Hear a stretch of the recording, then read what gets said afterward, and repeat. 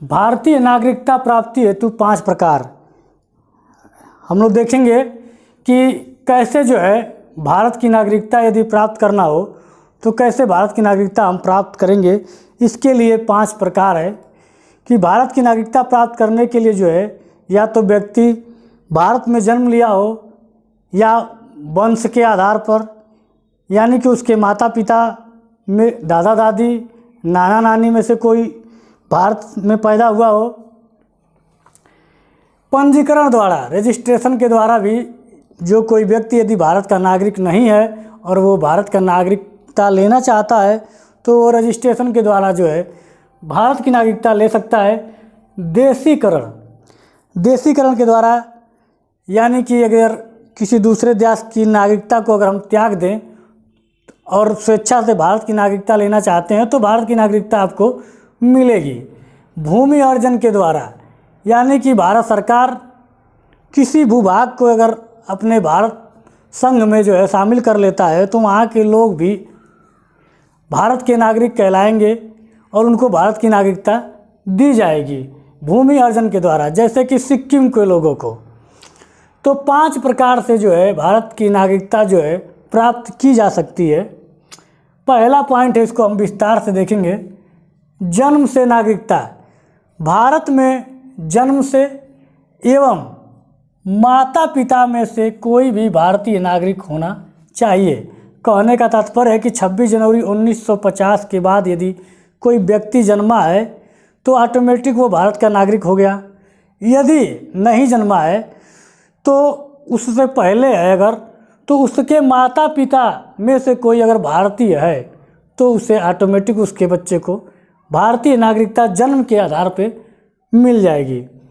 वंश के आधार पे भारत के बाहर किसी अन्य देश में 26 जनवरी 1950 ईस्वी को या उसके बाद जन्म लेने वाला व्यक्ति भारत का नागरिक हो सकता है यदि उसके जन्म के समय माता या पिता में से कोई एक भारत का नागरिक हो। कहने का तात्पर्य है कि भारत के बाहर किसी अन्य देश में, भारत के अलावा किसी अन्य देश में यदि कोई बच्चा जन्म लेता है 26 जनवरी 1950 के बाद या उसके बाद जन्म लेने वाला व्यक्ति भारत का नागरिक हो सकता है यदि उसके जन्म के समय उसके माता या उसके पिता में से किसी एक जो है कोई भी एक भारत का नागरिक है तो उस व्यक्ति को, जन्मे हुए बच्चे को भारत की नागरिकता वंश के आधार पर मिलेगी। पंजीकरण के द्वारा। ऐसा व्यक्ति जो भारत का नागरिक नहीं है वह निम्नलिखित शर्तों में से किसी एक से संबंधित होने पर भी पंजीकरण के द्वारा भारत का नागरिक बन सकता है। यदि भारत में जन्म लेने वाला व्यक्ति नागरिक के रूप में 5 से 7 वर्ष तक रहने का प्रमाण प्रस्तुत करता है। यदि पंजीकरण के द्वारा अगर कोई व्यक्ति जो है भारत में अगर नागरिकता लेना चाहता है तो कम से कम उसको जो है भारत में 5 से 7 वर्ष तक भारत में रहने का प्रमाण प्रस्तुत करना होगा, तभी उसे जो है पंजीकरण के द्वारा भारत की नागरिकता दी जाएगी। अब यहाँ पर देखेंगे हम लोग जो है देशीकरण के द्वारा नागरिकता, यानी कि जन्म के आधार पे, वंश के आधार पे, पंजीकरण के आधार पे जो है नागरिकता प्राप्त करते हैं। और 2 आपका बच गया, देशीकरण के आधार पे जो है नागरिकता और भूमि अर्जन के द्वारा जो है नागरिकता प्राप्त करना। क्योंकि भारत की जो नागरिकता है वो प्राप्त करने के जो 5 तरीके हैं, जिनमें से हमने जो है अभी 3 पढ़े हैं और चौथा जो तरीका है वो है देशीकरण द्वारा नागरिकता। यानी कि देशीकरण द्वारा नागरिकता में कह रहा है कि किसी विदेशी नागरिक के द्वारा भारत सरकार को आवेदन करके भारतीय नागरिकता प्राप्त की जा सकती है, लेकिन इसके लिए क्या है, निम्न शर्त है। क्या शर्त है? वह जिस देश का नागरिक है उसकी नागरिकता का त्याग करना पड़ेगा। वह उस देश का नागरिक नहीं होना चाहिए जहां देशीकरण द्वारा भारतीय नागरिकों को नागरिकता लेने से रोका जाता है। और तीसरा पॉइंट है,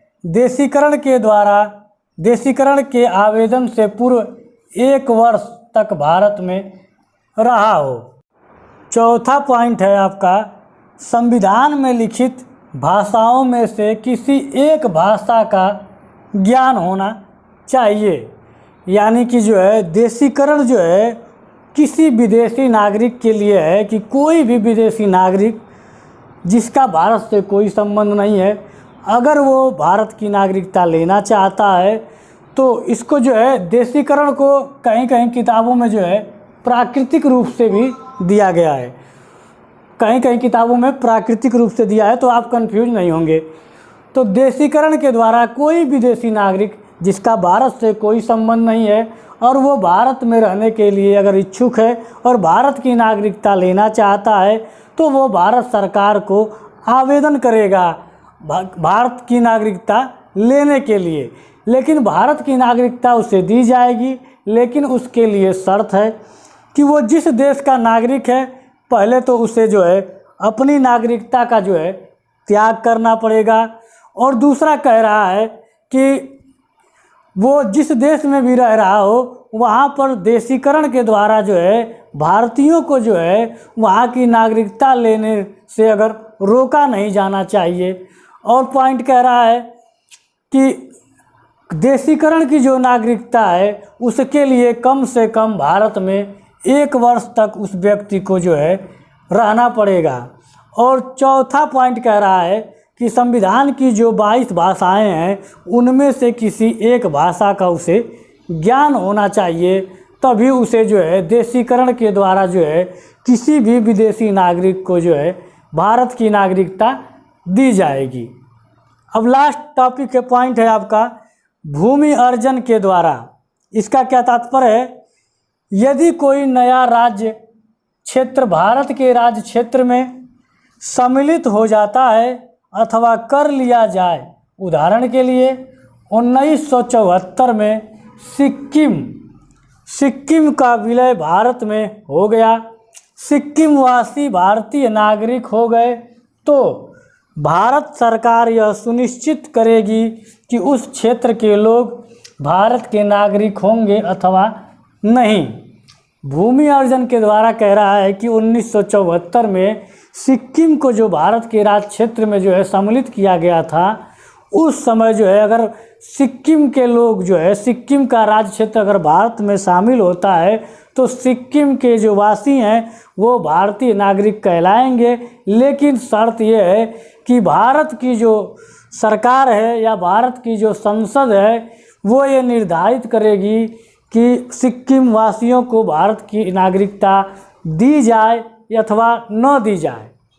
तो आपके पास जो है 5 पॉइंट हैं भारत की नागरिकता अर्जित करने के लिए, जन्म के आधार पे, वंश के आधार पे, पंजीकरण के आधार पे, देशीकरण के आधार पे और भूमि अर्जन के द्वारा जो है आप भारत की नागरिकता इन 5 तरीकों से जो है ले सकते हैं।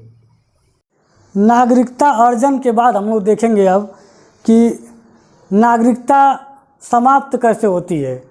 उसके जो है 3 कारण बताए गए हैं। सिटीजनशिप एक्ट जो है 1955 के माध्यम से जो है नागरिकता समाप्त करने के जो है 3 कारण बताए गए हैं। उसको हम लोग देखेंगे विस्तार से कि भारतीय नागरिकता की समाप्ति कैसे होती है। तो नागरिकता अधिनियम जो है 1955 के संवैधानिक व्यवस्था के अनुसार प्राप्त नागरिकता को खोने के 3 कारण हैं।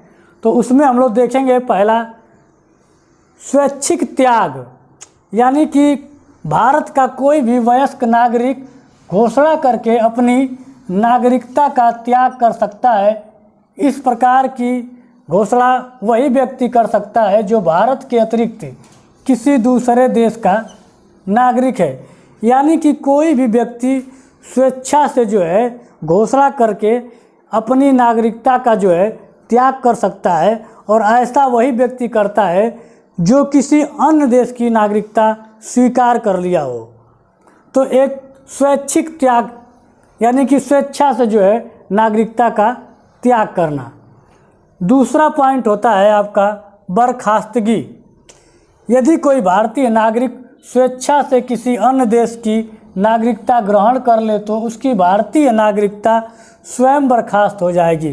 कहने का तात्पर्य है कि कोई व्यक्ति यदि स्वेच्छा से किसी अन्य देश की नागरिकता ग्रहण कर लेता है तो भारत की जो नागरिकता है वह स्वतः जो है समाप्त हो जाएगी।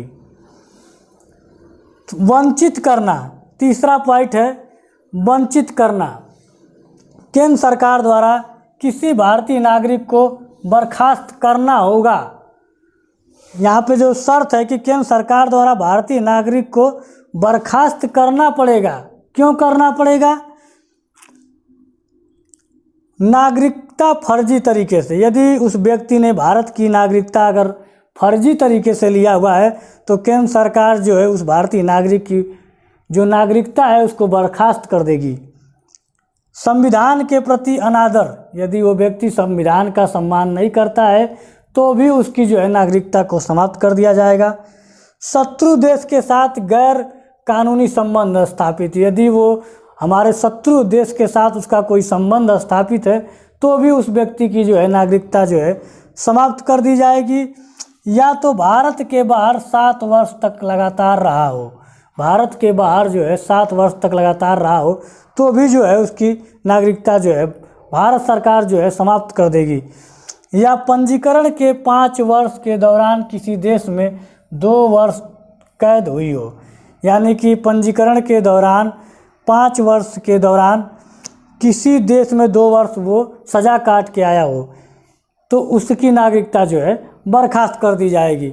मतलब ये नागरिकता अधिनियम 1955 के जो है 3 मुख्य कारण हैं किसी भी व्यक्ति की नागरिकता समाप्त करने के तरीके। तो हमने आपको जो है नागरिकता से संबंधित जो है अनुच्छेद 6 से लेकर 11 तक के सभी अनुच्छेदों को विस्तार से समझाया।